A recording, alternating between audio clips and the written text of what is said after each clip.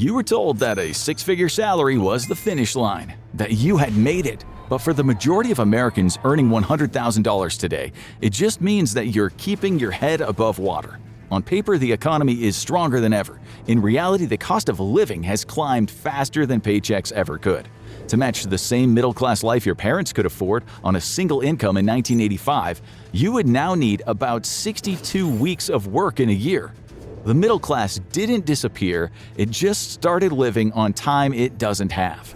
Chapter 1. The 62-Week Year. The American dream used to have a simple definition: work hard, earn enough, and you can afford a stable middle-class life. But the question is whether that definition still holds. Economist Orrin Cass and his research group, American Compass, developed something called the Cost of Thriving Index to test exactly that. The idea is simple. Take one family and one basket of basics, and then ask how many weeks do they have to work to pay for the items. The basket covers groceries, a modest home at the 40th percentile, family health insurance, and a car for work. Then add in college for the kids on top of it all, and that's the base of an ordinary American life. In 1985, the answer was about 40 weeks. The average middle-class American paid for all of it and still had a fifth of the year left over. That leftover turned into savings, into a down payment, into a bit of breathing room for a bad year. By 2022, the same basket swallowed 62 weeks of pay. It now takes 14 months of work to buy 12 months of a normal life. The shortfall is not bad luck or a rough patch, it's baked into the system. There's a cruel twist buried in the wages. That 1985 worker earned about $443 a week. His 2022 replacement took home about $1,200, nearly triple a paycheck. On paper, he looks 3 times richer, but the cost of basics rose faster than the raise ever could. The bigger number now buys a smaller life. A single income used to carry a household. Now it takes 2 paychecks to barely buy what one used to.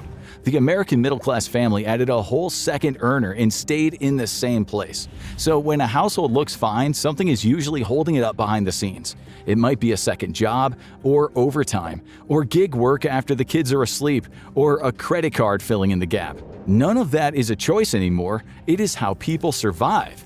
You might think this only affects a small number of families. It doesn't. In early 2024, the research group Payments found that 48% of households earning over $100,000 a year live paycheck to paycheck. It doesn't stop there. Roughly 36% of households earning over $200,000 report the same thing. These families are known as Henrys, high earners not rich yet. They hold the salary their grandparents would have called a fortune.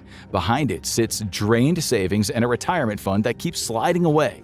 They do everything their parents did. They follow every rule they're told, and they're still losing ground. So if the people at the very top are going under, who is this booming economy actually booming for?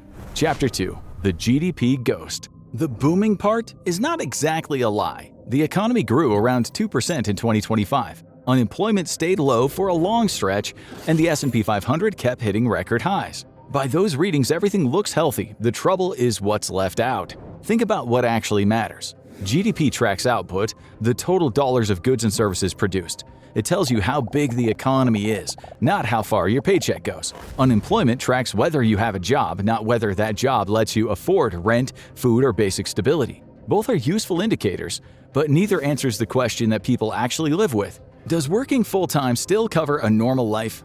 A lot of what we call growth is just the staggering cost of standing still. A lot of the jobs being created sit in the service economy. Walmart, the largest private employer in the country, employs roughly 1.6 million Americans, but the wages in those roles don't keep pace with rent or health insurance costs. Since the late 1970s, a typical worker's pay has risen about 14.8%. The output from each worker has risen about 64.6%. CEO pay over that same stretch jumped over 1,300%. There's a huge disparity between those doing the work and those reaping the rewards. Economists sometimes describe the pattern after downturns as a K-shaped recovery. One line rises for those who own the assets. The other drifts lower for those who rely on wages. The same economy, 2 very different trajectories. So the economy keeps growing while the family budget shrinks. People feel the gap even when they can't name it. For years, they have told pollsters the economy feels rough, and the data keeps insisting they're wrong. Writer Kyla Scanlon calls this gap a vibe session. It's the distance between how the economy looks on paper and how it feels at the kitchen table. Surveys from the University of Michigan have tracked that mood staying weak for years, even as major economic indicators continue to rise. That disconnect isn't random. It reflects what those indicators measure and what they don't. GDP and unemployment are useful tools, but they don't capture the cost of holding a normal life together. Rent, healthcare, groceries, and everything it takes to stay stable month to month. So the numbers move on charts and headlines, but they don't always match what people are actually feeling. Chapter 3. The Big Four. You've been told you're richer than your parents because your things are better and less expensive. The television is huge. The phone in your pocket could outperform a 1985 supercomputer. Economists even adjust inflation figures for quality changes in products. It's called hedonic adjustment because a phone or a TV today is better than one from 10 years ago, but in real life that improvement doesn't always translate to feeling better off. You might be able to afford a large 4K television. What's harder is affording the space to live comfortably around it. Because the biggest shift hasn't been in gadgets, it's in housing. A home used to cost about 3 times a household's annual income. In many cities today, it's well over 5. Take Austin as an example. The price-to-income ratio reached about 5.75 in 2022. By mid-2025, it had cooled to around 4.31, but that is still above its long-term average of roughly 3.9. And the barrier isn't just monthly payments. A 20% down payment on a median home can mean around $80,000 up front. That's money most renters can't save while covering rent and daily expenses. After the 2008 crash, the Wall Street firm Blackstone moved quickly to buy up foreclosed homes at scale.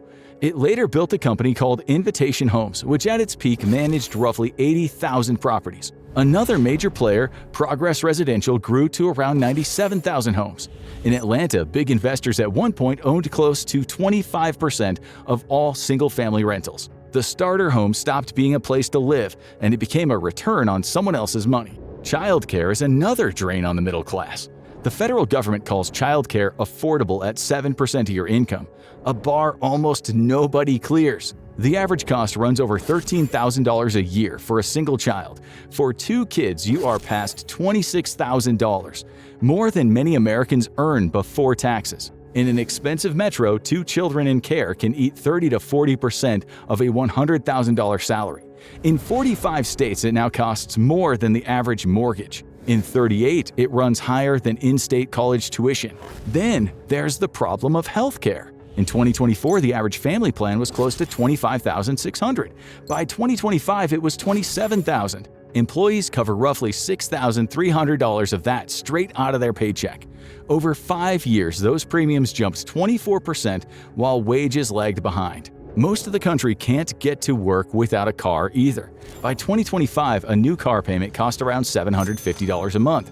The insurance alone topped $2,000 a year before a drop of gas hit the tank. The system doesn't feel like it's breaking, it already has. Chapter 4. The Debt Illusion. America's middle class is living on borrowed money. By late 2025, credit card balances hit a record $1.28 trillion. Add on about $1.66 trillion in auto loans and another $1.65 trillion in student loans, and household debt reached $18.59 trillion, another all-time high. The mortgage sits on top of all of it. The strain is starting to show in places it shouldn't. In 2025, more people in their 60s and 70s fell behind on their credit cards. It was the worst rate seen since 2001. A warning sign. The people who were supposed to be safe are being caught in the economic trap. The detail that matters the most, though, is what the borrowing really buys. Roughly 60% of cardholders now carry a balance month to month. In one recent survey, 55% said the balance exists to cover essentials: the groceries, the gas, the stretch between the paycheck and the rent. When most credit card debt is used to cover basic necessities, it stops being a story about overspending. It becomes a signal of something deeper, a gap that no ordinary income was designed to close. The debt isn't sitting on top of savings, it has taken its place. After that, the interest goes to work on whatever's left. At a rate near 20%, a $5,000 balance can cost $1,000 a year just to carry. That is money that buys nothing but time. That's why one bad moment can tip the whole thing over. A medical bill, a sudden layoff, a car breakdown. The line between a stable family and a missed payment has blurred. Chapter 5. The Doom Loop Algorithm. For a long time, people judged the economy locally by their job, their numbers, the street they lived on. Now it comes from social media feeds, where posts are ranked by algorithms. Those feeds have an agenda. They don't show everything equally. They prioritize what keeps people scrolling, and uncertainty tends to hold attention, so the algorithms push the scariest posts to the top. One day, it's layoffs at Meta and rounds of cuts at Google. The next, it's someone crying in a parked car after Amazon let them go. One bad week at one company starts to feel like proof of something bigger. It's known as money dysmorphia. It's the gap between how well you are doing and how broke you feel. It widens every time you scroll. Fake wealth sits on one side of the screen, doom on the other. Almost nothing in between tells you what normal even looks like anymore. This design is deliberate. A clip of a $400 grocery run pulls in millions of viewers. The story about a steady job pulls in none. The system shows you the panic and the fear and buries the ordinary and the mundane. You start to believe that everyone is broke and you are next in line. It's easy to dismiss all of this as a phone problem. But that misses what's actually happening. This isn't just about distraction, it's about how the information about the economy is now filtered and amplified at scale.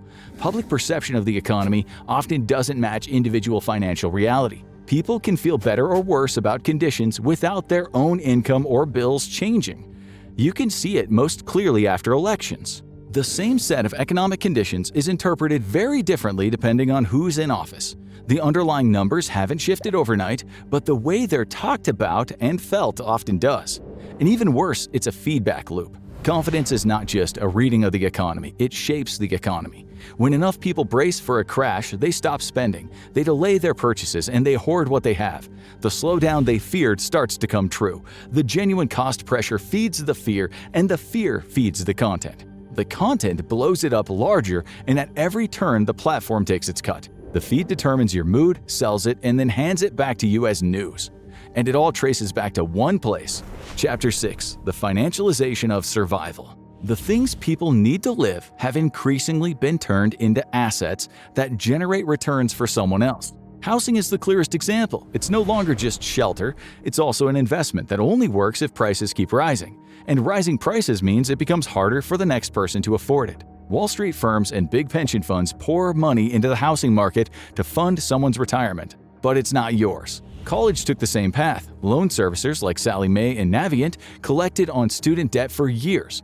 Schools get paid up front while the student pays it into middle age. Even the private equity money kept hunting for more, buying up apartment buildings, mobile home parks, and hospitals. Every aspect of our lives is being squeezed for profit. Bright Horizons runs childcare as a publicly traded business under the ticker BFAM. United Health, the largest health insurer in the United States, generates some of the highest profits in the entire healthcare sector. What used to be a nursery and a doctor's office now operates at scale as part of the revenue side of the economy. Workers keep producing more each year. The reward for that lands with whoever owns the assets, not with whoever does the work. The richest 10% of Americans own most of the stock market, while the bottom half owns almost none. When asset prices soar, most people are watching from the outside. None of this is a glitch. The machine is doing exactly the thing it was built to do. It moves wealth from labor to assets year after year. The workers kept busy and paid just enough to keep going. It's here to stay. The vibe session is now a perma session, and the American dream is hanging by a thread. Chapter 7: The End of Progress. The American dream had a clear path. Each generation was supposed to stand a little higher than the last. A home would hold wealth that outlived you. Your children would start with more than you ever had. For the typical worker, that path is gone. The goal is no longer to get ahead, only to not fall further behind. Holding your position has become the whole ambition. The young generations inherit the worst of the deal. They have heavier debt, while milestones are pushed back. Their birth rates keep sliding toward record lows, and the reason is not some loss of desire for children. People are being priced out of having them. The typical first-time homebuyer is now 40 years old, a record high. In the 1980s, they were in their late 20s. First-timers have shrunk to just 21% of the market, the smallest share ever recorded, and many never buy at all. More and more, the home you end up with depends on the money you inherit, not on the job you work. Some escape to cheaper towns far from the workplace, but the trade is distance and the people they leave behind. The wealth gap by age tells the same story from the other end. Older owners hold homes that doubled or triple in value. Younger workers hold rent receipts and loan statements. America gave its old and its young two completely different economies. The deficit, meanwhile, refuses to sit still. The same forces that dragged an ordinary life from 40 weeks of work to 62 are still running, and it will keep climbing. There's nothing to slow it down. The economy will continue to grow. Officials will point to the strong numbers on camera, and those numbers will all be accurate. But they won't capture what people are experiencing in their daily lives, because for many households, higher incomes haven't translated into feeling ahead, only into keeping up with rising costs that move just as fast. The real question isn't about growth. It's about why a full-time year of work no longer feels like enough to cover a full-time life.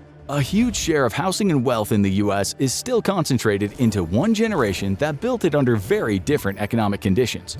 When those assets begin to transfer, who actually benefits? Find out in This Will Happen After Baby Boomer Generation Dies Off, or watch this video.